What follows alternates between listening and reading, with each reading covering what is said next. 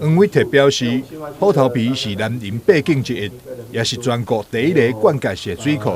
今年市府持续伫虎头埤挹注观光经费进行建设，打造成个亮点。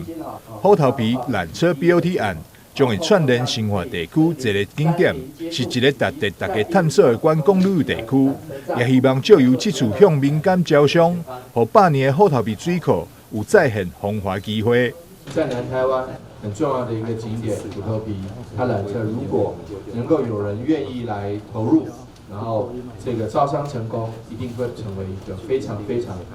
重要的一个旅游景点，也让我们100年虎头埤水库又获得更多华丽转身的机会。那希望大家一起来。那这个公告呢，公告90天，从10月2号公告到12月10号，希望大家一起来关注，也希望有心投入观光旅游事业的好朋友、企业家一起来，因为刚刚看起来那个金额是还好，17亿，但我想应该是值得民间来关注，因为它的一个旅游资源，还有串联新化果菜市场，还有这个山上水稻博物馆，还有这个虎头埤本身还有新化老街，这是一个非常值得大家来思考的一个观光旅游的面向。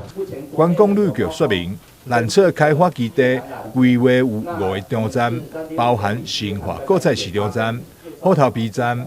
吊桥站、湖滨山城站以及新化林场站，全长大约13.5公里。空中缆车建案不但加碳环保，而且还会当发挥观光资源整合，带动地方观光发展。记者张世伟采访报道。